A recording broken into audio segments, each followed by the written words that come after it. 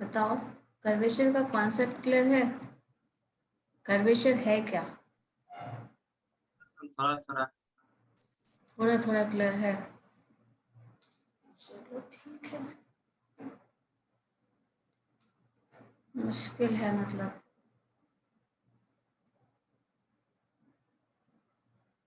पहले ध्यान रखो, हम लोग कर्वेचर एक समराइज करके हम शुरू से बताते चले जाते हैं आपको क्या टर्म है, कैसे है और क्यों क्या टर्म आ रहा है, क्या मतलब है उसका। ठीक है, कहाँ कहीं भी कोई प्रॉब्लम हो इनिशियल स्टेज पे ही पूछते चले जाइएगा, कंफ्यूजन खत्म करते चले जाइएगा, देन आगे बढ़ना। देखिए फर्स्ट स्टेज में कर्वेचर वर्ड इस्तेमाल हुआ है। जो आपका कर्वेचर शब्द आया है वो कर्व से आया है। ठीक है, और कर्व कितना झुका हुआ है, कैसा है, उस पर डिपेंड करेगा उसका कर्वेचर कैसा है।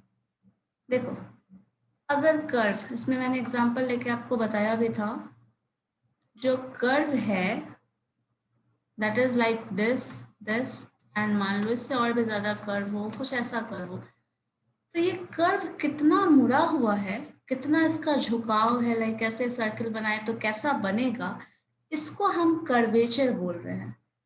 और उसमें आप देखेंगे ये कर्व ऐसा ही नहीं, कर्व कुछ भी हो सकता है, लाइक ऐसा भी कर्व हमें मिल सकता है।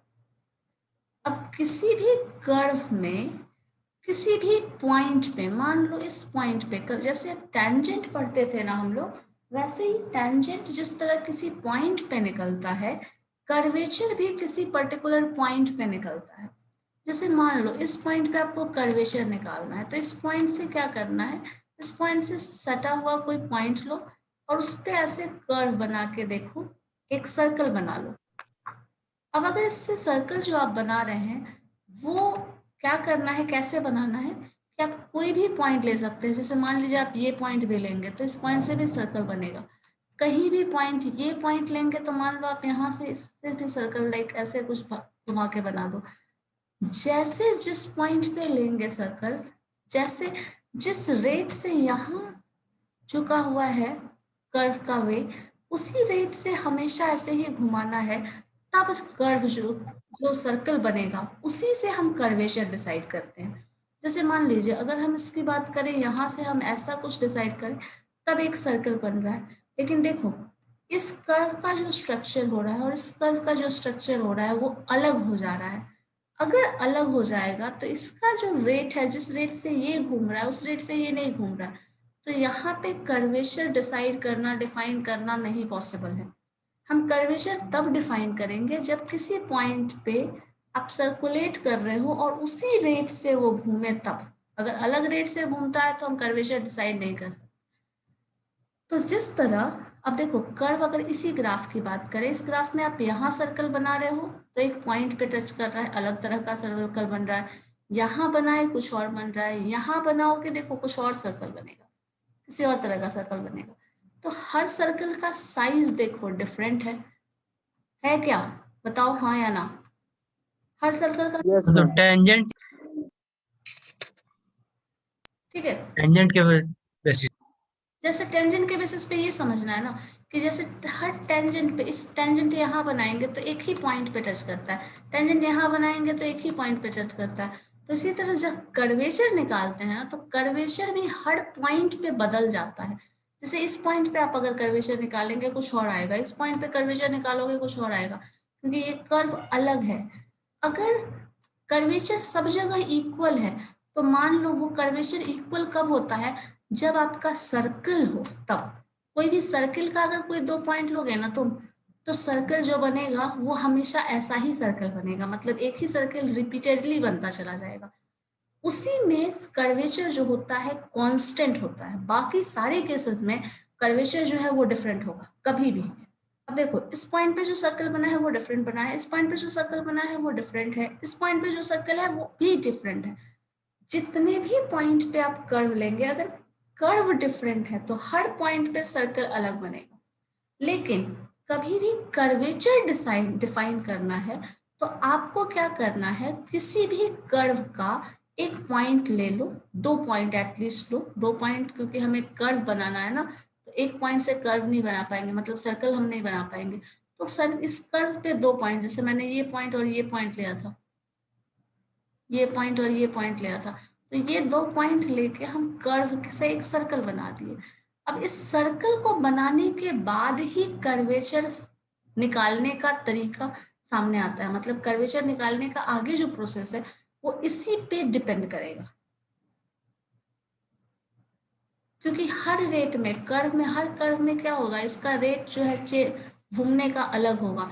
दूसरा कर्व बना रहे हो, इसका रेट अलग है, इसका रेट घूमने का अलग है। तो हर बार क्या होगा, कर्व बदल गया और हर बार कर्वेचर बदल जाएगा।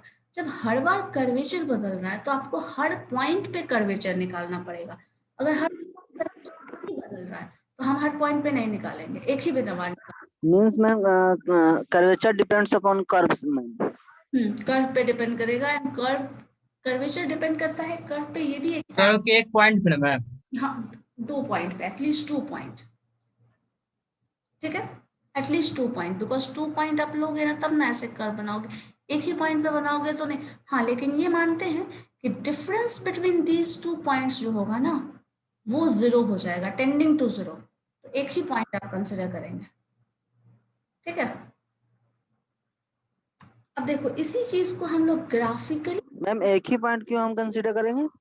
एक पॉइंट इसलिए कंसिडर करेंगे ना क्योंकि एक पॉइंट पे ही आपका कर्व, देखो 2 पॉइंट लेके हम सर्कल सर्कुलेट करेंगे और जो पॉइंट हमें मिलेगा उन दोनों का डिफरेंस जो है वो 0 होना चाहिए। डिस्प्लेसमेंट 0। हाँ, दोनों का डिस्प्लेसमेंट जो है वो डिफरेंस बहुत कम, टेंडिंग टू 0, लाइक एग्जैक्टली 0 नहीं होता ना, हम लोग टेंडिंग टू 0 स्टडी करते हैं, डिफरेंशिएशन या फिर इंटीग्रेशन जब पढ़ते हैं तो टेंडिंग टू 0 है। अब देखो जो सर्कल आप बना रहे हो, जैसे इस केस में देखिए एक फिगर में बहुत क्लियरली बनाया हुआ एक कर्व है, इस कर्व का हमें कर्वेचर निकालना है at this point Q point पे हमें कर्वेचर निकालना है। क्यू पॉइंट से हम ऐसे पॉइंट लेके एक सर्कल बना दिए। जब ये सर्कल बन चुका है इसको हम सर्किल ऑफ कर्वेचर बोलते हैं। इसका जो सेंटर होगा, सर्कल बनाने के बाद ही मैंने कहा ना बाकी का जो कुछ भी आपको करना है that is all after circle, after forming a circle. Circle आपने बना दिया देन हम आगे कुछ करने वाले हैं। जब ये सर्कल बन चुका तो इस सर्कल का ऑब्वियस सी बात है कोई सेंटर होगा, that centre is centre of curvature. इस सर्कल का जो रेडियस होगा that is radius of curvature, और इस सर्कल का जो कॉर्ड ले लो या फिर कोई भी टर्म, इस सर्कल को हम सर्कल ऑफ कर्वेचर बोलते हैं। सर्कल को सर्कल ऑफ कर्वेचर बोलेंगे, इसके रेडियस को रेडियस ऑफ कर्वेचर बोलेंगे और इसके सेंटर को हम सेंटर ऑफ कर्वेचर बोलेंगे, ठीक है। कॉर्ड बोल दो, इसका बाकी का पॉइंट्स अगर दे रहे हैं तो कॉर्ड ऑफ सर्कल भी बोल सकते हैं, कॉर्ड ऑफ कर्वेचर भी बोल सकते हैं, बट उसकी जरूरत बहुत ज्यादा नहीं पड़ती। अब देखो इसको हम कैलकुलेट कैसे करेंगे। पहले तो हमने समझा कर्व क्या है, कर्वेचर क्या है। कर्वेचर निकालने के लिए हमको सर्कल ऑफ कर्वेचर चाहिए, सर्कल निकालने के लिए फिर सर्कल है तो ऑब्वियसली सर्कल का सारा कैरेक्टरिस्टिक उसमें आ जाएगा। सर्कल है तो रेडियस होगा, रेडियस है तो सेंटर भी होगा, तो ऑब्वियसली सारा कैरेक्टरिस्टिक जो भी सर्कल का होता है सब इसमें आ जाएगा। अब देखो इसके बेसिस पे हमें फॉर्मूला डिराइव करना है कि एक्चुअली हमें radius of curvature, centre of curvature सारा कुछ निकालना है, क्योंकि अगर एग्जाम्पल वाला देखें तो हर कर्व पे ये सर्किल अलग अलग बन रहा था। जब सर्किल अलग अलग बनेगा तो ऑब्वियस सी बात है सबका सेंटर अलग होगा, सबका रेडियस अलग होगा, होगा या नहीं। सर्किल डिफरेंट है तो रेडियस भी डिफरेंट होगा, रेडियस डिफरेंट है यस मैम। उसका सेंटर भी डिफरेंट है, सब कुछ डिफरेंट होता है, तो इसलिए हमें हर पॉइंट पे कर्वेचर निकालना पड़ता है। अब यही करने के लिए जो फॉर्मूला डिराइव करते हैं वो हम इसके हेल्प से यहाँ पे करते हैं। देखिए एक कर्व जो डॉटेड लाइन है, एकदम ध्यान से देखना, कंफ्यूजन हो उसी वक्त पूछना। ये जो डॉटेड कर्व है, ठीक है, ये जो डॉटेड लाइन है that is the actual curve, और इसी कर्व का हमें कर्वेचर निकालना है एट दिस पॉइंट P मान लो, ठीक है। इस P पॉइंट पे हमें कर्वेचर निकालना है इस कर्व का।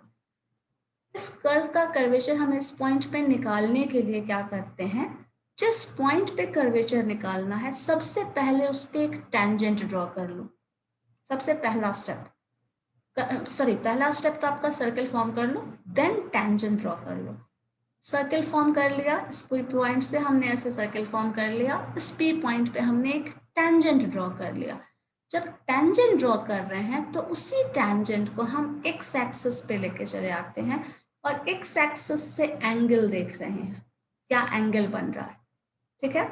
दूसरा क्या किया है, एक पॉइंट P लिए थे और दूसरा पॉइंट Q ले रहे हैं, 2 पॉइंट हम कंसिडर कर रहे हैं, एक पॉइंट P और दूसरा पॉइंट Q पॉइंट जो ले रहे हैं एग्जैक्टली वही चीज है, distance between these two P and Q क्या होगा, दीज 2 पॉइंट्स डेल S, मतलब वेरी स्मॉल डिस्टेंस, जो मैंने आपको पहले भी बताया, ये जो डिस्टेंस होगा वो बहुत ही स्मॉल डिस्टेंस है, बहुत माइनर चेंज है। इस Q से भी एक टेंजेंट ड्रॉ कर लेते हैं ऑन दैट एक्स एक्सिस। ये इतना करने के बाद आपको पता है एक एंगल ये साई है, दूसरा एंगल जो बन रहा है ये दोनों पॉइंट के बीच का एंगल है। दोनों पॉइंट के बीच का एंगल क्या होता है आपको पता है, किसी भी सर्कल में अगर हम टेंजेंट एंगल की बात करते हैं तो उस पॉइंट पे जो टेंजेंट ड्रॉ किया जाता है उसका जो एंगल होता है, उनके बीच का जो एंगल होता है वही एक्चुअल एंगल होता है। तो यहाँ पे इन दोनों पॉइंट में जो इंटरसेक्ट करके ये आया है वो डेल साई हो गया, क्योंकि ये स्मॉल डिस्टेंस की वजह से जो एंगल बन रहा है वो हम डेल साई नोटेशन डाल दे रहे हैं, ये टेंजेंट के केस में बन रहा है। इसी तरह अगर मान लो यहाँ पे हम सर्कल के अंदर की बात करें तो ये जो डिस्टेंस है ये r है, ये भी डिस्टेंस आपको पता है r है, ये p और q का डिस्टेंस है वो डेल s है, ठीक है। और जो एंगल बना रहा है इस डिस्टेंस को कवर करने पे उसका नोटेशन मान लियो हमने डाल दिया है डेल साई। अब देखिए इतना करने के बाद ये सब कुछ हमने क्या किया है, ज्योमेट्रिकल प्रॉपर्टीज फॉलो कर रहे हैं आप तक। एक टेंजेंट इधर ड्रॉ कर दिया, पहले तो कर्व लिया, कर्व पे सर्कल फॉर्म किया, सर्कल पे हमने एक पॉइंट लिया P, इस पॉइंट पे टेंजेंट ड्रॉ किया, दूसरा पॉइंट Q ले रहे हैं उस पे टेंजेंट ड्रॉ कर रहे हैं, दोनों के बीच का एंगल, एक एंगल यहाँ ले रहे हैं एक एंगल ये, और इसके इनसाइड जो एंगल बनेगा वो, ये डिस्टेंस हमारा ds है। अब हमें क्या करना है, जब भी टेंजेंट बनेगा या फिर हमें कर्वेचर मिलना है, आपको पता है that is on a particular point, तो हमें या तो P या तो Q कोई एक पॉइंट कंसिडर करना पड़ेगा, क्योंकि एक ही पॉइंट पे हमें मिल सकता है कर्वेचर, दूसरे 2 पॉइंट पे नहीं मिलेगा, 2 पॉइंट पे टेंजेंट हम कभी नहीं निकालते थे, तो इसी तरह कर्वेचर भी हमें एक ही पॉइंट पे मिलेगा। अब एक पॉइंट पे मिलने के लिए क्या करना पड़ेगा, हमको इस डिस्टेंस को टेंडिंग टू 0 करना पड़ेगा, ठीक है। अब देखो इस डिस्टेंस को जैसे जैसे 0 करोगे मतलब ये लाइन उठ के यहाँ आ रहा है, यही हो रहा है ना, ये Q जो पॉइंट है वो मूव करता हुआ P पे चलाया, जब P पे मूव करता हुआ चलाएगा तो ये जो डिस्टेंस है इन दोनों पॉइंट के बीच का वो क्या हो जाएगा, 0 होगा, 0 में, है ना। तो ये पॉइंट जो है वो 0 हो गया। अब जब ये डिस्टेंस 0 हो जाएगा तो क्या बताओ, ये एंगल 0 होगा या नहीं, बताइए। क्योंकि ये एंगल कब बन रहा है, जब ये PQ ऐसे था, अब ये उठ के मान लो इसको हम वो भी 0 हो जाएगा मैम, ये उठा के यहाँ ले आए वो भी 0 हो जाएगा।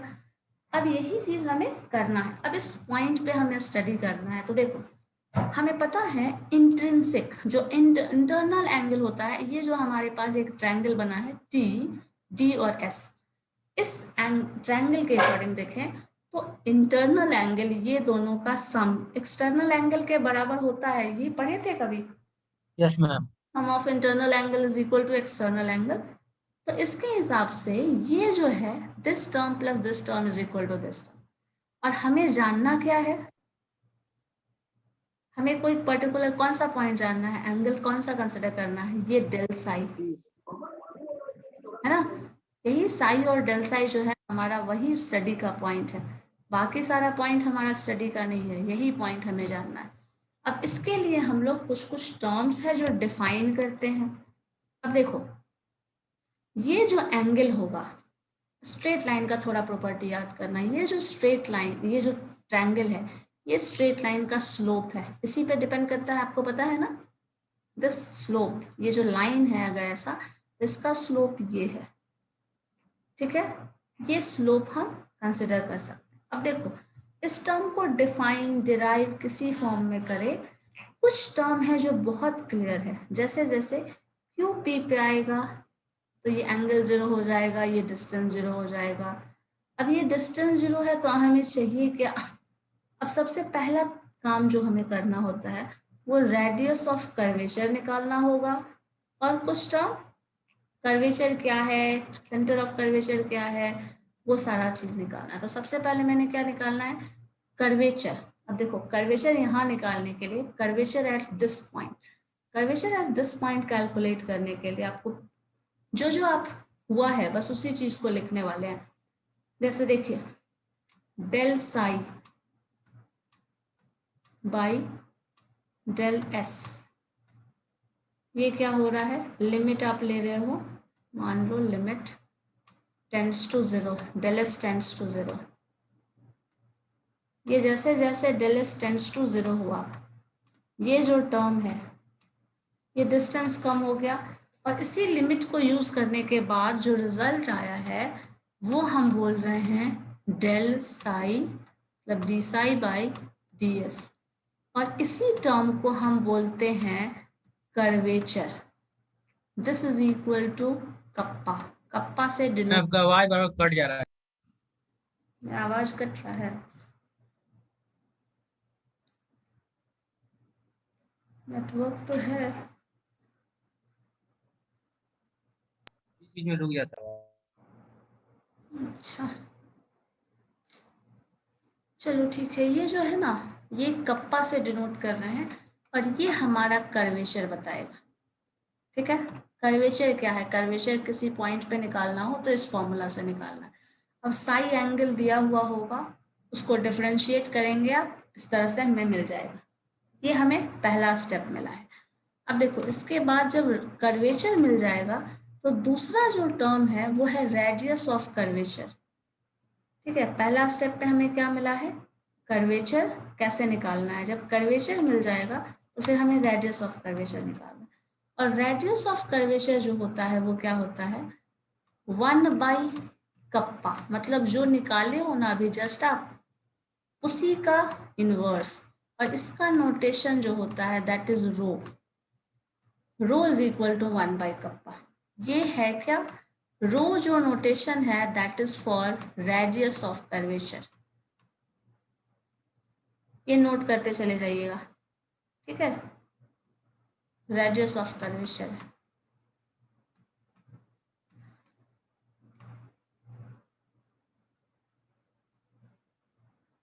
हम ये सारा क्वेश्चन के हेल्प से आपको बताते चले जाएंगे, बहुत आराम से समझ में आ जाएगा। अभी सिर्फ कॉन्सेप्ट वाला टर्म है ना इसलिए। अब देखो, और यहाँ पे हाँ सॉरी, ये एक चीज, ये जो देखो del psi by del s निकाल रहे थे दैट इज कप्पा जो कि कर्वेचर है, तो यहाँ पे आपको बताना पड़ेगा कि ये कर्वेचर आपने निकाला है, कर्वेचर एट पॉइंट पी। क्यों, क्योंकि बिना पॉइंट मेंशन किए आप कर्वेचर डिफाइन नहीं कर सकते, जैसे टेंजेंट में होता था, एक पॉइंट पे टेंजेंट क्या बना है वो बताना होता था, तो कर्वेचर भी आपको बताना है तो एक पर्टिकुलर पॉइंट बताना है। ठीक है, अब एक चीज में ये भी नोट कर सकते हैं, कर्वेचर जो है वो पर्टिकुलर पॉइंट, मैम आपका आवाज बहुत कट रहा है। सबको कट, सबको आवाज नहीं जा रही है, डिस्टर्बेंस दिख रहा है आवाज में, किसी को आवाज नहीं जा रही, मतलब बहुत कम लोगों को जा रही है, ऐसा कुछ है। आप नेटवर्क एरिया में हैं जिनको डिस्टर्बेंस हो रहा है, बताओ। आवाज नहीं आ रहा है मैम। आपका आवाज बहुत कट रहा है मैम। बट नेटवर्क तो अच्छा खासा है। Oh God, अब आवाज आ रही है।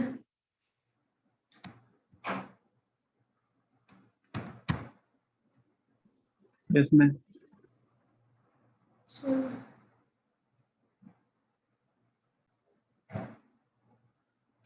Formula for radius of curvature वो आपको लिखा हुआ मिल जाएगा, बट वो लैंग्वेज थोड़ा डिफरेंट होगा, थोड़ा इजी लैंग्वेज में बता दे रहे हैं।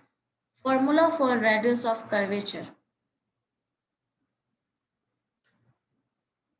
ठीक है, लिखिए तो formula for radius of curvature. ठीक है, लिखिए let y is equal to f x, जिस फॉर्म में क्वेश्चन में रहेगा उसी फॉर्म में बता रही हूँ. Let y is equal to f x be a curve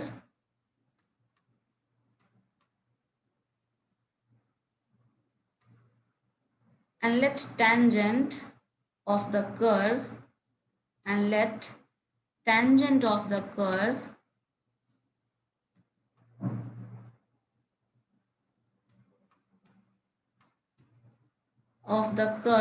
at point P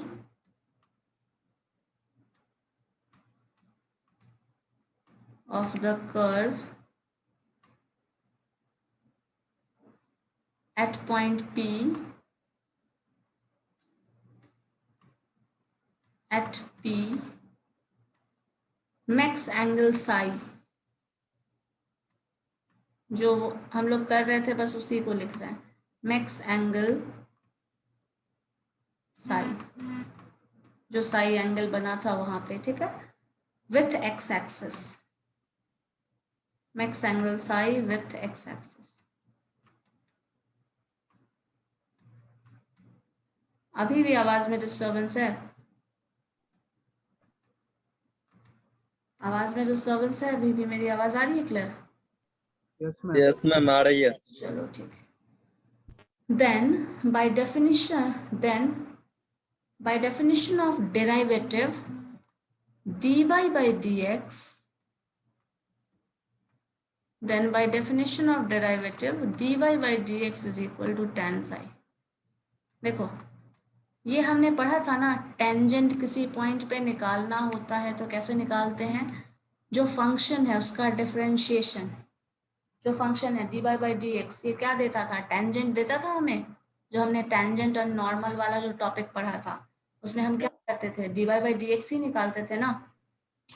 dy by dx है वही हमारा टेंजेंट दे रहा है और वही आपको पता है स्लोप के बराबर होता है, ठीक है. तो ये टर्म जो है मान लीजिए एक इक्वेशन है. सेकेंड डेरिवेटिव हम कब निकालते हैं पता है किसी को? बताओ सेकेंड डेरिवेटिव कब निकालते हैं? देखो जब फर्स्ट डेरिवेटिव निकालते हो ना तो हमें सिंगल स्ट्रेट लाइन, जब आप सेकेंड डेरिवेटिव निकालते हैं तब हम कर्व के फॉर्म में जाते हैं. थर्ड डेरिवेटिव जाते हैं तो क्यूबिक फॉर्म जो आता है वो भी कर्व के फॉर्म में आता है. जब तक आप फर्स्ट डेरिवेटिव निकाल रहे हैं दैट मीन्स वो हमेशा स्ट्रेट लाइन का इक्वेशन देगा. मतलब टेंजेंट आपको पता है, tangent is a straight line. जब सेकेंड डेरिवेटिव निकालते हो तो कर्व पता चलेगा, कर्वेचर. तो जितना भी कर्वेचर वाला क्वेश्चन मिलेगा आपको इसमें सेकेंड डेरिवेटिव निकालना होगा. फर्स्ट डेरिवेटिव और सेकंड डेरिवेटिव दोनों निकालना होगा.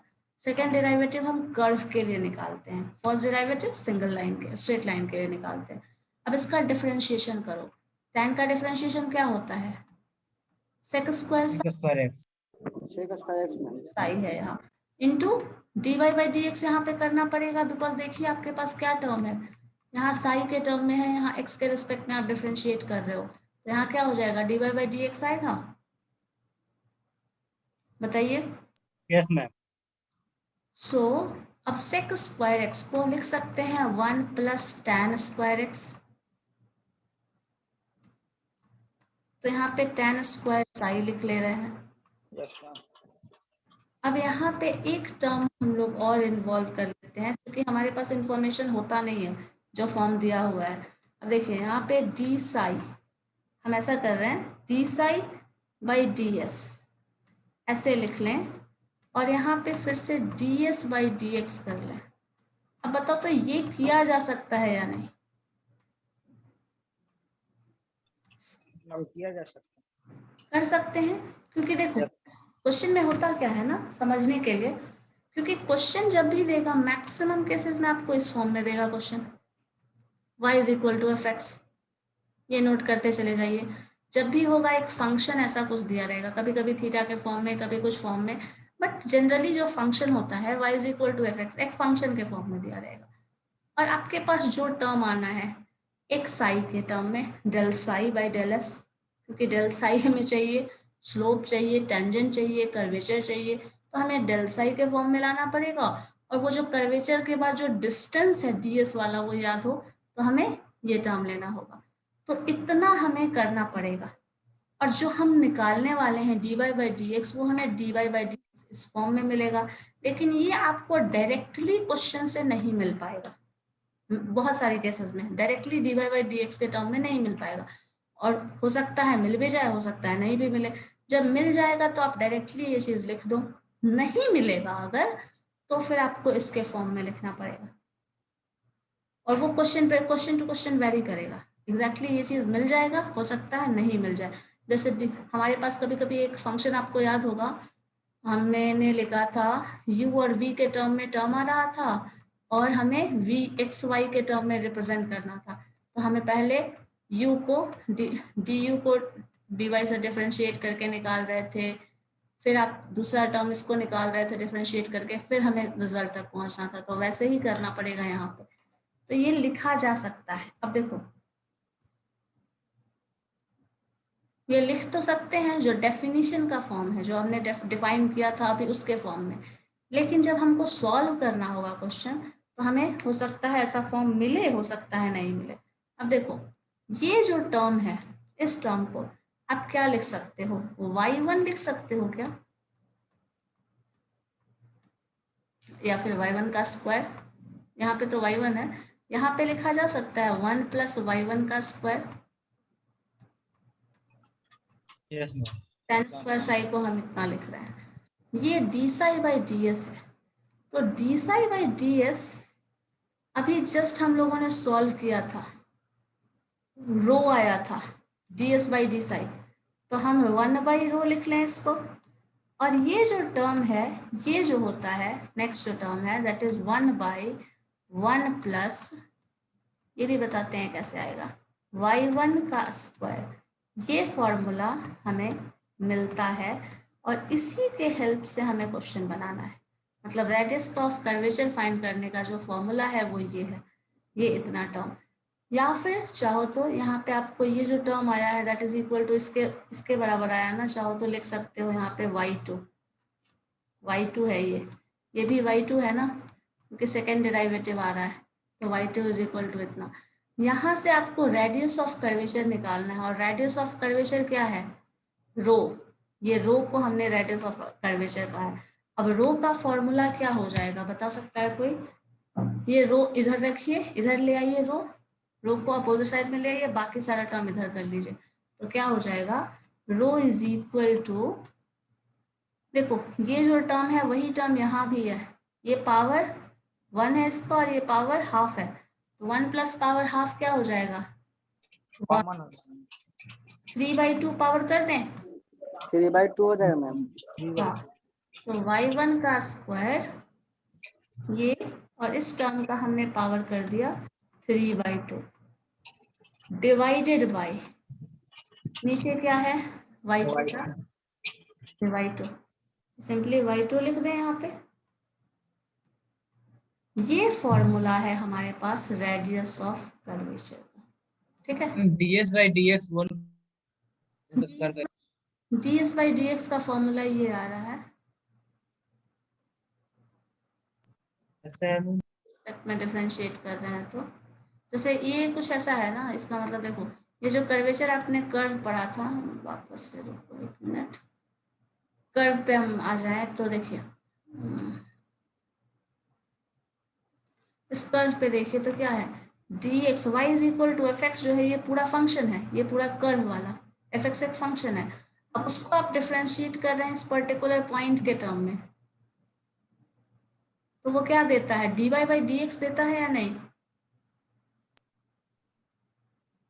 इसमें वो स्टैंजेंट वाला फॉर्म जो पढ़े थे ना, dy बाई dx वाला निकाल के हम लोग कैलकुलेट कर रहे हैं किसी भी फंक्शन का, y इज इक्वल टू ऐसा कुछ मान लो, साइड से ऐसे देख लो, y is equal to f x हमारा फंक्शन है, इसमें कोई पर्टिकुलर डिस्टेंस है, उसका डेरिवेशन मतलब उसका डिफरेंशिएशन निकालना है, तो वो जो पर्टिकुलर डिस्टेंस है, पूरा डिस्टेंस को आप इसके रिस्पेक्ट में कंपेयर कर रहे हैं, ये वो टर्म है। इसका इस पर्टिकुलर डिस्टेंस का रेट ऑफ चेंज इस पूरे डिस्टेंस के रेफरेंस में, ये निकाला हुआ है, उसी का फॉर्मूला ये यूज कर रहा है।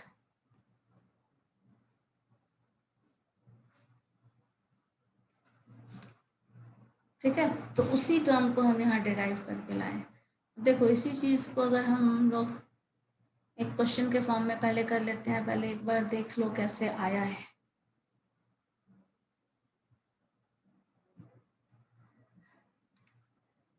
बुक के लैंग्वेज में भी देख लीजिए क्या है बता रहा है। आपके पास वही टर्म डिराइव होकर आएगा, tan sin dy/dx। ये हमें पता है, ये कंपैरिजन हमने किया। सेकेंड डेरिवेटिव निकाल रहे हैं, sec square del psi by del x, second derivative. अब इसी टर्म में क्या किया देखिए, del psi by del s, वही चीज मल्टीप्लाई कर दिया है, sec को sec के टर्म में ही रहने दिया है, बाद में चेंज किया है 1 + tan में।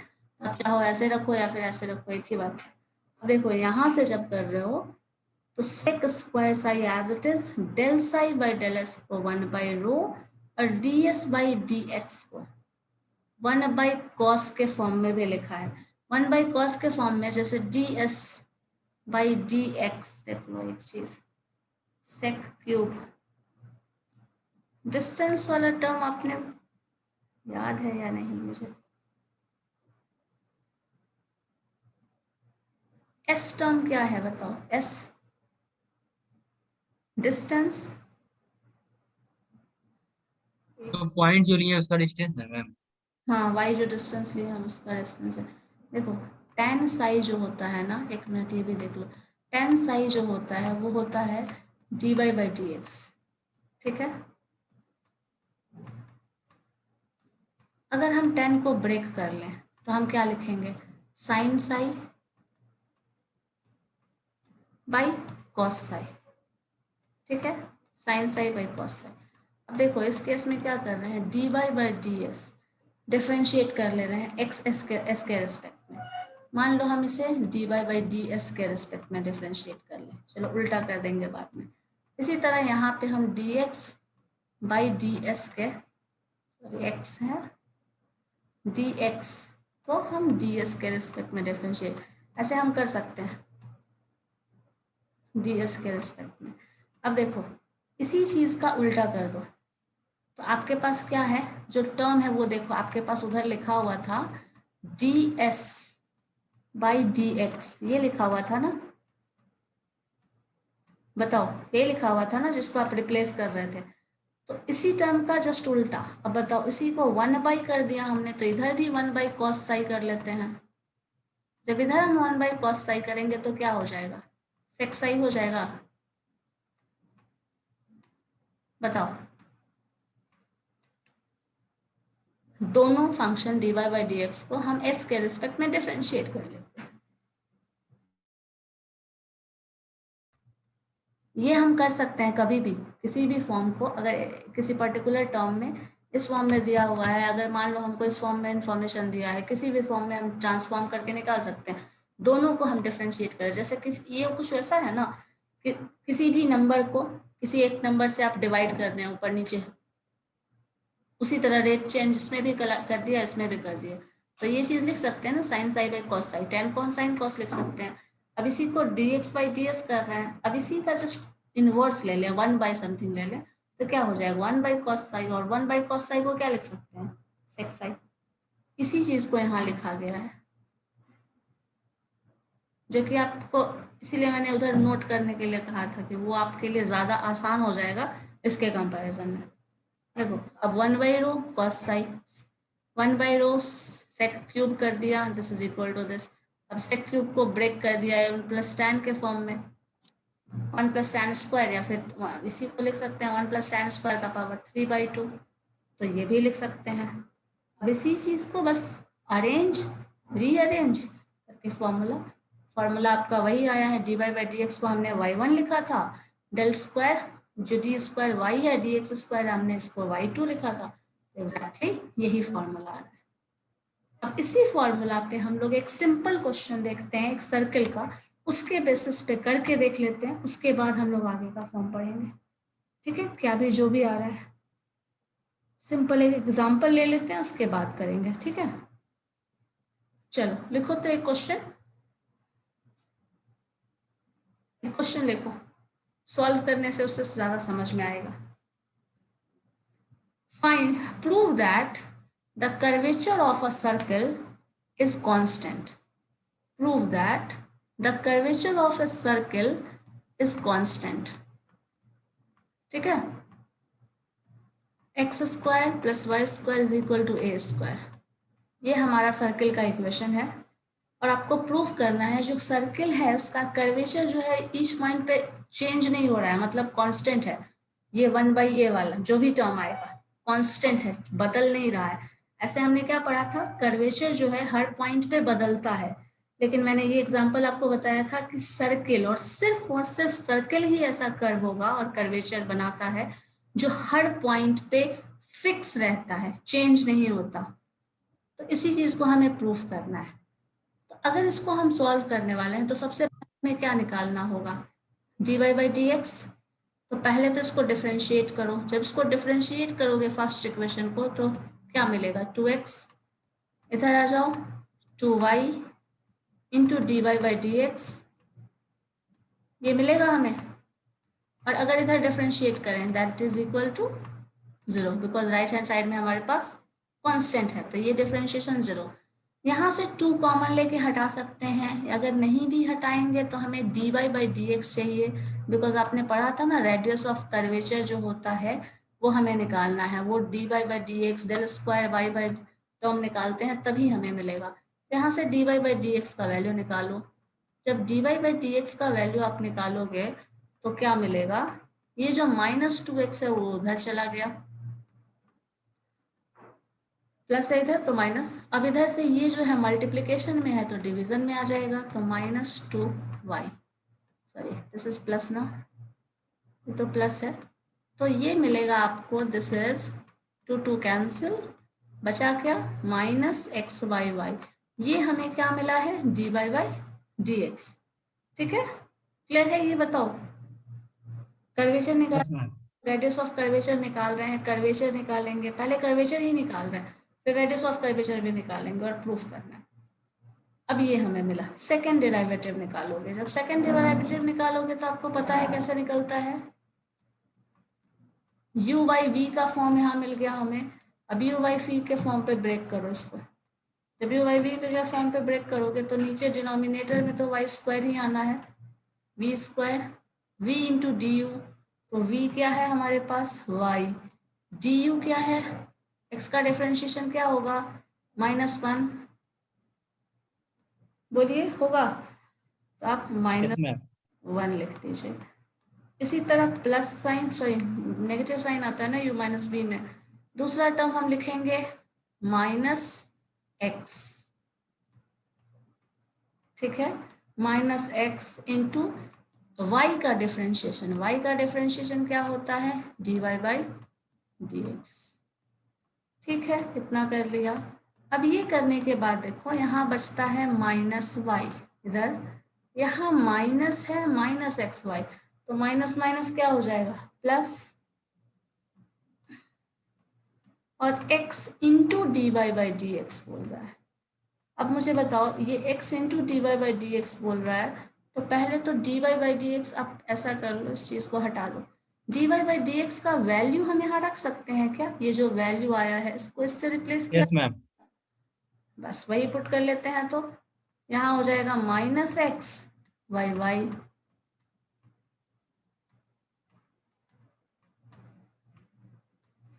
और ये टर्म डिवाइड हो रहा है y स्क्वायर से।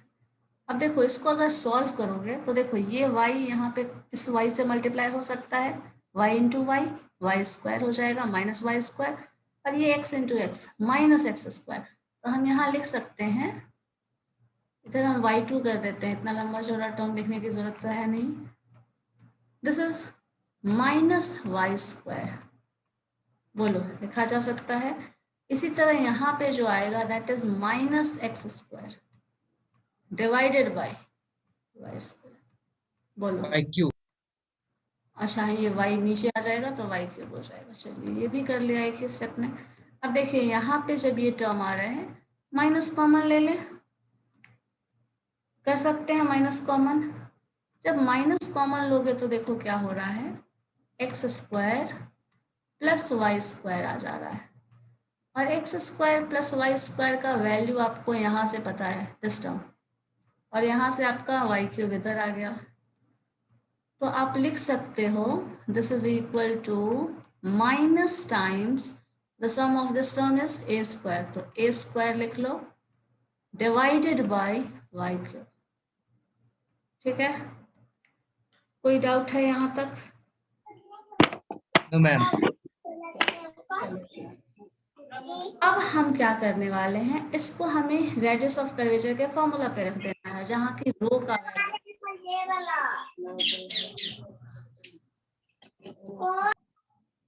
जब रो का वैल्यू हम निकालते हैं उसका फॉर्मूला था 1 प्लस y1 का square this whole to the power 3/2 divided by y2।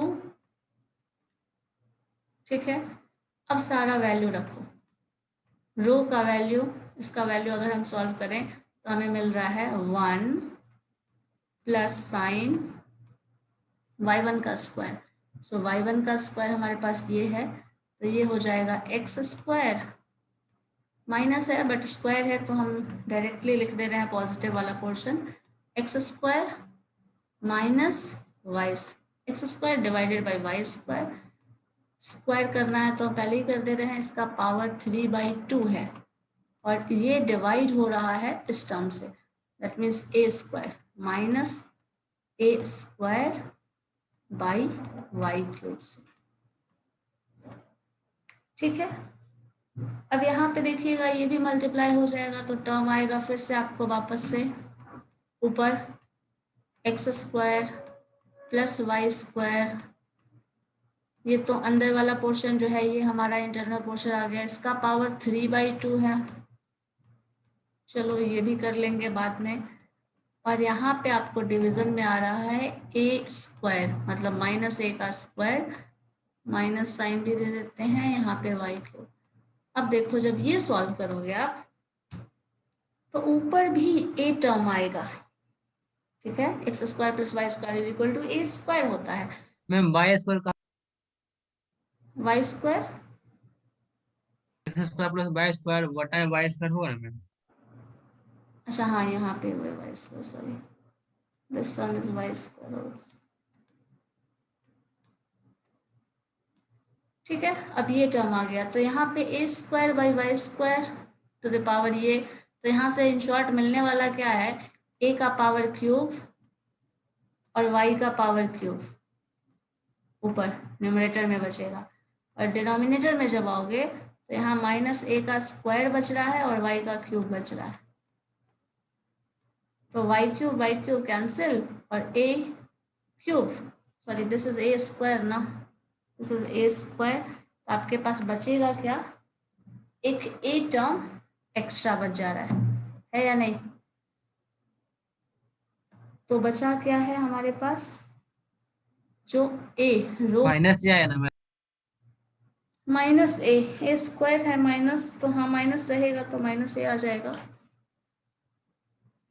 So row is equal to, इस टर्म को यहाँ लिख देते हैं, रो इज इक्वल टू आपका जो आया है दैट इज माइनस ए। ठीक है, ये रेडियस ऑफ कर्वेचर है।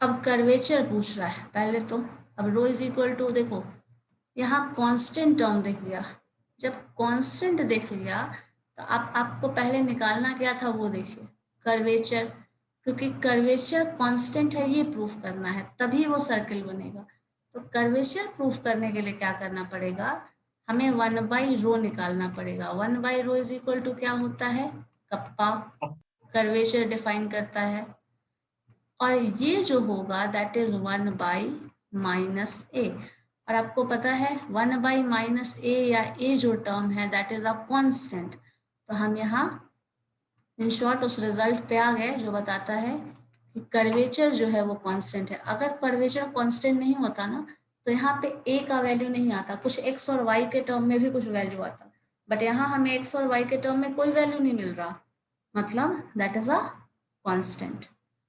तो इस तरह से ये प्रूफ होता है ये जो रिलेशन है इस तरह से हम डिफाइन कर सकते हैं। Ma'am K for center of curvature and rho for radius of curvature. नहीं, ए जो है ये है ना, this term is radius of curvature. Rho ना हाँ, rho is radius of curvature, kappa K curvature of curvature kappa. At point, curvature at particular point. But यहाँ point का टर्म मेंशन नहीं है क्योंकि कांस्टेंट आ रहा है। जब कांस्टेंट आ रहा है तो उस पॉइंट पे नहीं बताएगा वो। कांस्टेंट आ रहा है मतलब सर्किल में सारा कर्वेचर जो है वो कांस्टेंट होता है, ये प्रूफ हो रहा है। ठीक है, Okay मैम। चलो एक क्वेश्चन देखते हैं इससे रिलेटेड जो सिर्फ फॉर्मूला पे डिपेंडेंट हो, मतलब आपका। हाँ चलो ये देखो तो, ये देख सकते हैं। बट पैराबोला वगैरह याद है कुछ? इलिप्स पैराबोला का फॉर्मूला वगैरह कुछ याद है? चलो फर्स्ट ही क्वेश्चन बताओ। ये देखो कैसे बनाया है। हमारे पास एक कर्व है s is equal to this term, ठीक है। s का वैल्यू दिया है। देखो हमने जो जो टर्म पढ़ा है वो अच्छे से ध्यान में रखना है। डी y पढ़ा था, y is equal to f x, ऐसा टर्म होगा। या फिर White word शेयर है मैम। हाँ, तो वही टर्म हमें देना है। तो यहाँ पे s के टर्म में दे रहा है और इसका कोई नोटेशन होता है, हमें पता है, स्मॉल डिस्टेंस वाला बात वो कर रहा है। तो अब हमें इसको डिफरेंशिएट करना है, इस फंक्शन को, और शो करना है ऐसा मैम व्हाइट बोर्ड है। व्हाइट बोर्ड, अच्छा व्हाइट बोर्ड शो कर रहा है। Just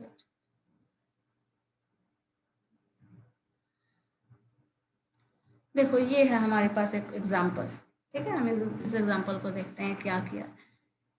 for the curve in which s is equal to this, हमारे पास जैसे फंक्शन दिया रहता है y is equal to f x, वैसे हमें s के टर्म में एक फंक्शन दिया है, s और x के टर्म में।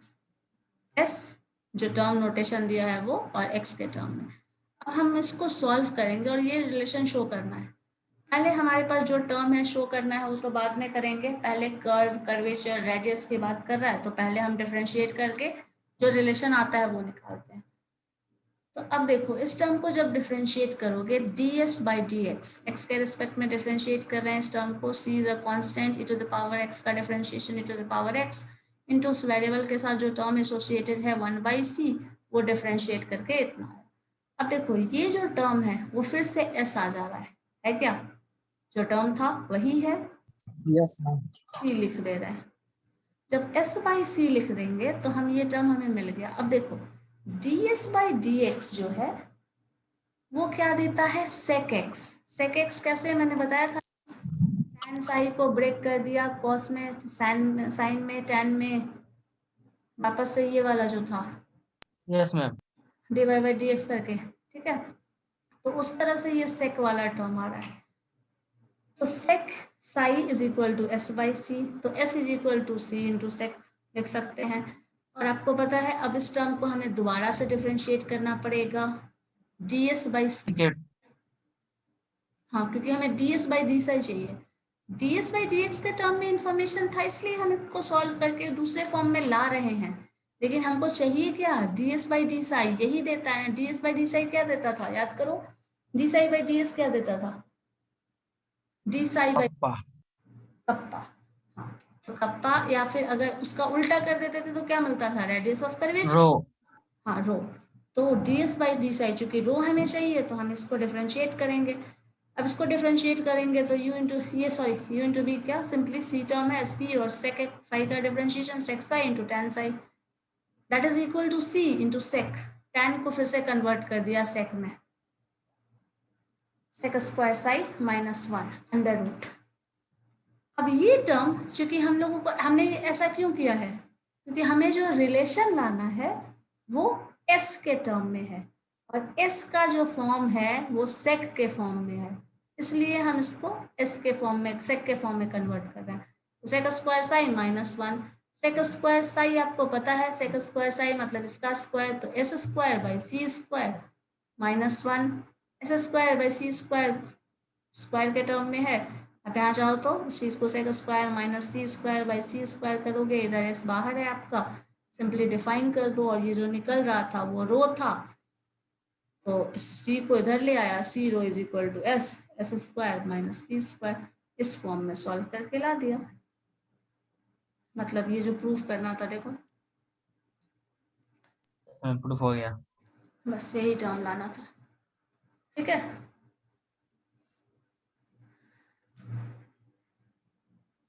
बाकी का फॉर्म दूसरे फॉर्म में दिया है। ऐसा करो आप लोग ना, एक क्वेश्चन लिखो, करके देखो तो खुद से, तब हम लोग बाकी के फॉर्म को पढ़ेंगे, नहीं तो फिर कंफ्यूज हो जाएंगे।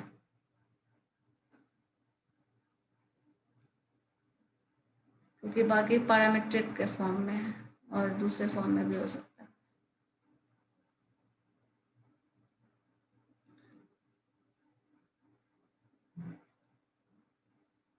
चलो ये देखो, तो ये ट्राई करो तो बन जाएगा।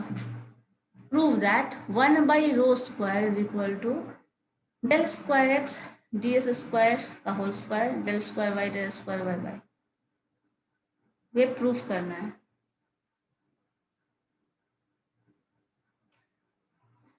फॉर्मूला के टर्म में, किसी कर्व के लिए प्रूफ नहीं करना, सिर्फ फॉर्मूला के टर्म में प्रूफ करना है। हो सकता है या पहले फॉर्मूला के टर्म में ही क्वेश्चन दे।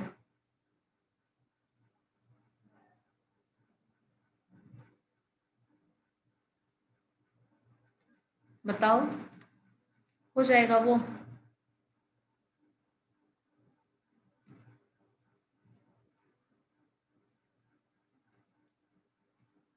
या इसका पोलर फॉर्म बता दें, उससे रिलेट करके क्वेश्चन और बता दें।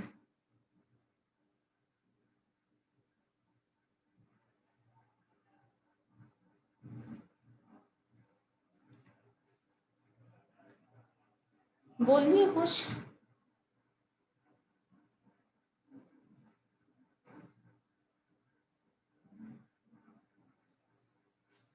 वैसे मैक्सिमम केस में ना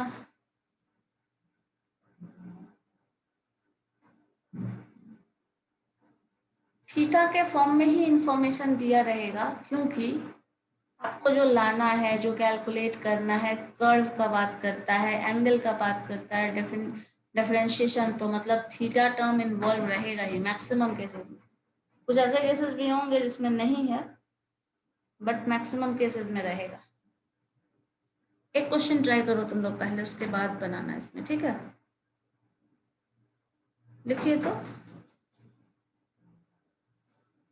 find the curvature of the find the curvature, radius of curvature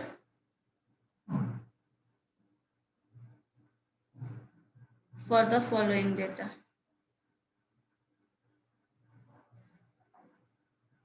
Sorry, not data. समझ गए क्वेश्चन क्या है? X square plus Y square is equal to इतना फॉर्मूला दिया हुआ है सर्कल का। इस सर्कल के पे एक पॉइंट मिलेगा आपको 5 5। इस पॉइंट पे कर्वेचर निकालना है, पॉइंट ऑफ कर्वेचर और सेंटर रेडियस ऑफ कर्वेचर, ये दोनों निकाल के बताओ। Curvature at this point and radius of curvature. ठीक है, समझ गए क्वेश्चन? क्वेश्चन समझ में आ गया? हम एक बार फिर से बोलिए। सर देखो, इक्वेशन दिया हुआ है हमारे पास, X square plus Y square is equal to, जैसे ए स्क्वायर दिया था ना, उसका वैल्यू दे दिया है 0.55। ठीक है, सॉरी 225। ये वैल्यू हमें दिया हुआ है, सर्किल का इक्वेशन है। और सर्किल के इक्वेशन मतलब ये कुछ ऐसा बता रहा है, सर्किल ऐसा बना हुआ है, इस पे कोई 0.55 होगा मान लो यहाँ पे। इस पॉइंट पे कर्वेचर निकालना है हमें और रेडियस ऑफ कर्वेचर निकालना है।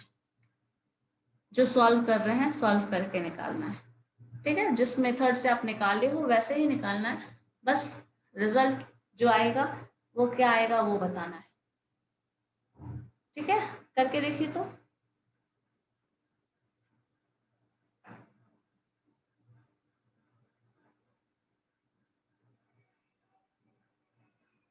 करके बताइए क्या आ रहा है।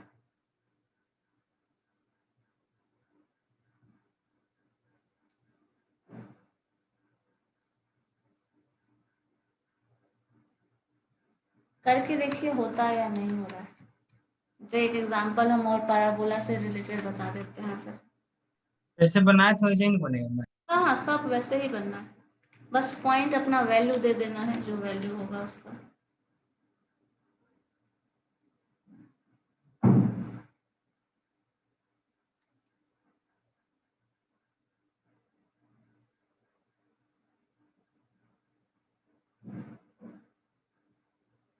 कोई भी क्वेश्चन, कोई भी इक्वेशन रहेगा ना, कोई भी कर्व का फॉर्मूला देगा और एक पॉइंट दे देगा। अब निकालो आप radius of a curvature, centre of curvature, जो भी निकलने वाले हो, कर्वेचर जो भी निकलेगा वो निकालना है। बट सेंटर ऑफ कर्वेचर का फॉर्मूला अभी हम नहीं बताए, हम सिर्फ रेडियस ऑफ कर्वेचर बताए हैं और कर्वेचर बताए हैं, ये दो निकालना है आपको। कर्वेचर क्या निकलता है, del psi by del x, ये निकालते थे ना, जो टेन साई निकलता था वो, और ये कर्वेचर का मतलब कप्पा और 1/कप्पा, यही दो निकालना है आपको।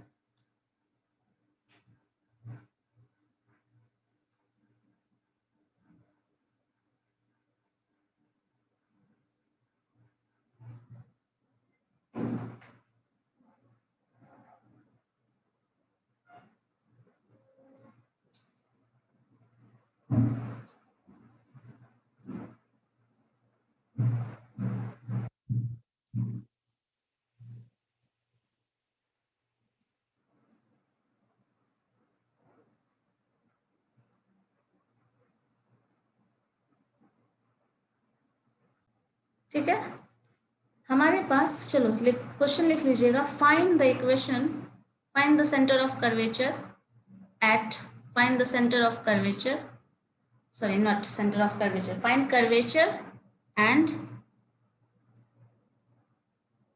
radius of curvature at point x1 xy। चलो x1 y1 हम पॉइंट ले रहे हैं जहां हमें कर्वेचर और रेडियस ऑफ कर्वेचर बताना है, ऑफ पाराबोला, ठीक है, ऑफ पाराबोला। पाराबोला का इक्वेशन किसी को याद है? y यस स्क्वायर मैम, हाँ, pi square equal to 4x, ठीक है। अब इस इक्वेशन का हमें पाराबोला का निकालना है, कर्वेचर और रेडियस ऑफ कर्वेचर। देखो अब पहला स्टेप क्या होगा, वाई स्क्वायर को डिफरेंशिएट करना, सो 2y dy बाई dx। अब डिफरेंशिएट करोगे इधर तो इधर भी डिफरेंशिएट करना पड़ेगा, इधर डिफरेंशिएट करेंगे तो x के रिस्पेक्ट में डिफरेंशिएट होगा, सो हमें आएगा 4a, ठीक है। अब इसी चीज को इधर लेके आ जाइए, तो हमें चाहिए क्या, dy बाई dx। जब dy बाई dx चाहिए तो बाकी का सारा टर्म कहाँ ले जाना पड़ेगा हमें, उधर अपोजिट साइड, वो हो गया 4a by 2y, that means आपका आएगा 2a by y। So 2a by y जो टर्म आया, that is dy by dx। अब हमें करना क्या है, डेल स्क्वायर y निकालना पड़ेगा, so del square y by d x square. Second step, ये इक्वेशन फर्स्ट याद रखो बिकॉज फर्स्ट टर्म का यूज होता है हमेशा। सो अब इस टर्म को डिफरेंशिएट करना पड़ेगा, तो इस टर्म का डिफरेंशिएशन में आपको पता है क्या टर्म आता है, 2a जो है that is a constant, a term है मतलब कांस्टेंट है। 1/y का डिफरेंशिएशन करोगे, 1/y का डिफरेंशिएशन क्या करोगे तो क्या आएगा, माइनस -1/y, और y का डिफरेंशिएशन फिर से करेंगे तो dy बाई dx, ये भी आएगा ना। Yes ma'am. सो ये इतना टर्म हमें मिला। अब देखिए इसमें आपको पता है 2a एज इट इज रहने दीजिए, -1/y स्क्वायर भी चेंज नहीं होने वाला है, -1/y स्क्वायर भी आप रहने दे सकते हैं, और dy बाई dx है उसको रिप्लेस कर सकते हैं, स्क्वायर को भी रिप्लेस कर सकते हो यहाँ 4a से, है ना। यस यस तो अब हम यहाँ पे माइनस साइन, चलो हम बाहर निकाल लेते हैं, इस टर्म का अगर 1/y 4x तो लिख सकते हो 1/4a x, यहाँ आ जाओ dy by dx that is 2a by y। बोलिए इतना करने में तो कोई दिक्कत है नहीं। अब अब देखो 2a 4a जब देखिएगा आप तो कैंसिल होगा यहाँ पे 4a और 2 कैंसिल हो जाएगा, जो बचेगा वो देखो क्या है -2, एक a भी कैंसिल हो जाएगा, एक a बचा रह जाएगा, -2a बाई क्या होगा, हमारे पास x और y टर्म इन्वॉल्व है ना, सो माइनस, एक मिनट, 2 तो कैंसिल ही हो चुका है ना, सिंपली a बचेगा ना, 2 वाला a minus a by xy. हाँ, so simply a by x y, ये टर्म इतना आ गया। अब हमें क्या चाहिए, रो निकालने के लिए क्या करना है, 1 + y1 का स्क्वायर, इसका पावर 3/2 डिवाइडेड बाई y2। अब y2 निकालेंगे हम, सारे वैल्यूज को रख दें, 1 + y1 का स्क्वायर क्या है, y1 क्या है, ये था ना 2a स्क्वायर, तो यहाँ हो जाएगा 4a square by Y square divided by, इसका पावर 3/2 भी कर लो, 3/2, और यहाँ डिवीजन में देखेंगे तो y2 है, सो y2 इज दिस टर्म, मतलब आपका -a y xy।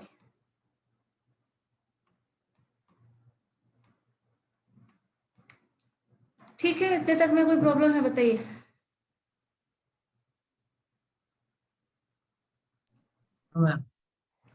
नहीं, तो अब हमें क्या करना है, सारे वैल्यूज को पुट कर देना। आप देखो x और y के टर्म में हमें सब कुछ मिल गया, ठीक है, लेकिन जब कर्वेचर, रेडियस ऑफ कर्वेचर निकालते हैं तो ये रेडियस वाला केस तो है नहीं, हर केस में डिफरेंट होगा। तो क्या करना है, जहाँ जहाँ x और y का वैल्यू है, अगर मान लो यहाँ कोई न्यूमेरिकल वैल्यू रहता 3 4 ऐसा कुछ, 2 8 ऐसा कुछ, तो वो वैल्यू डालते, और जो भी है नहीं अगर गिवन है x1 y1 है, तो जहाँ जहाँ x1 y1 गिवन है वहाँ वहाँ वो वैल्यू डाल दो, जो आया वही हमारा रेडियस ऑफ कर्वेचर होगा। और अगर न्यूमेरिकल वैल्यू होगा तो हमारे न्यूमेरिकल टर्म मिल जाएगा, न्यूमेरिकल टर्म नहीं होगा तो न्यूमेरिकल टर्म नहीं मिलेगा, ठीक है। और इसी तरह अगर हम रेडियस ऑफ कर्वेचर के बाद जो टर्म निकालना था, हमें क्या कप्पा निकालना है, तो हम वो भी निकाल सकते हैं। पहले जो कटेगा उसको काट देंगे मैम, क्या, जो टर्म कट जाएगा। हाँ हाँ उसको हटा दो, उसका हमें जरूरत क्या है, हटा देंगे, रिमूव करके बाकी सब सारा टर्म निकालेंगे, बाकी जो भी आएगा वो हमारा रेडियस ऑफ कर्वेचर होगा। मतलब रेडियस ऑफ कर्वेचर या फिर सेंटर ऑफ कर्वेचर जो पैराबोला का बनेगा, पैराबोला तो ये ऐसा कुछ बनने वाला है ना, इस पैराबोला में यहाँ कुछ फोकस होगा ए वाला, सारा वैल्यूज पुट करके जो बताएंगे वो पॉइंट हमारा होगा रेडियस ऑफ कर्वेचर। मतलब ये कुछ इस तरह का आएगा रेडियस ऑफ कर्वेचर। इस पैराबोला से जो सर्किल बनने वाला होगा उसका रेडियस इतना होगा, वो बताना चाह रहा है। रेडियस ऑफ कर्वेचर जो आएगा इसका मतलब यही है, इस पैराबोला से अगर हम ऐसा कुछ कर्व बनाएं, सर्कल बना लें, उसका जो रेडियस है that is going to be like this, ये मतलब है उसका। कोई भी कर्व हो, जितना भी कर्व आप लो, हर कर्व में बिना रेडियस टर्म, मतलब ये उस पॉइंट से सर्कल फॉर्म हुए, बाकी कोई भी कर्वेचर का कॉन्सेप्ट फॉर्म नहीं करते। कर्वेचर तभी कैलकुलेट करेंगे जब रेडियस बना रहे हैं, बाकी का सारा टर्म्स कर रहे हैं, सब करेंगे तभी पॉसिबल है, अदरवाइज नहीं। अब वो पैराबोला हो, हाइपरबोला हो, इलिप्स हो, कोई भी कर्व हो, साइन कॉस टैन का कर्व हो, e⁻x का कर्व हो, मान लो e⁻x का कर्व ही हम लें, ये जो हमारे पास ऐसा कर्व होता है, इसी में हम सर्कल कुछ ऐसा बना रहे हैं, तब इस पॉइंट पे जो बनेगा उसका कर्वेचर आएगा। और वो किसी भी कर्व के लिए निकालने के लिए दिया जा सकता है, कोई भी कर्व, जितना भी कर्व बन सकता है सारे केसेस में बनेगा। देखो इससे रिलेटेड एक क्वेश्चन और भी है, चाहो तो चेक कर सकते हो आप लोग। रहने दीजिए मैम। रहने दे, चलो ठीक है फिर, तो आप लोग प्रैक्टिस करना कुछ क्वेश्चंस पे, इस पे बेस। अच्छा आप लोगों के पास बुक है, सेकेंड ईयर वालों को कुछ बुक मिली है? आप लोगों को कोई बुक मिला है? Yes, ma'am. उसमें है डिफरेंशिएशन वगैरह ये सब? देखे हो या नहीं? देखे ही नहीं हो?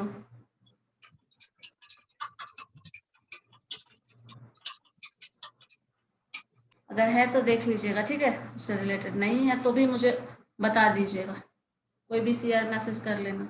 अगर नहीं होगा तो मैं क्वेश्चन दे दूंगी आपको बहुत सारा कलेक्शन बनाने के लिए। अगर है तो उससे बना के देख लो, ठीक है।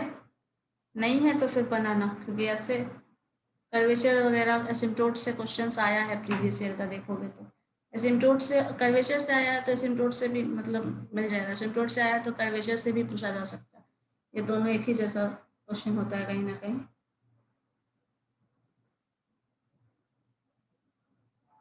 ठीक है।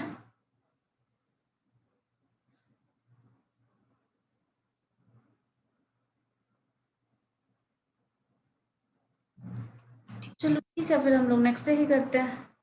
लेकिन इससे प्रैक्टिस करिएगा, कुछ नहीं करिएगा तो फिर कंफ्यूजन रह जाएगा, तो फिर दिक्कत होगी बाद में आगे पढ़ने में। मैम क्वेश्चन सेंड कर दीजिएगा। ठीक, मैं कर दूँगी।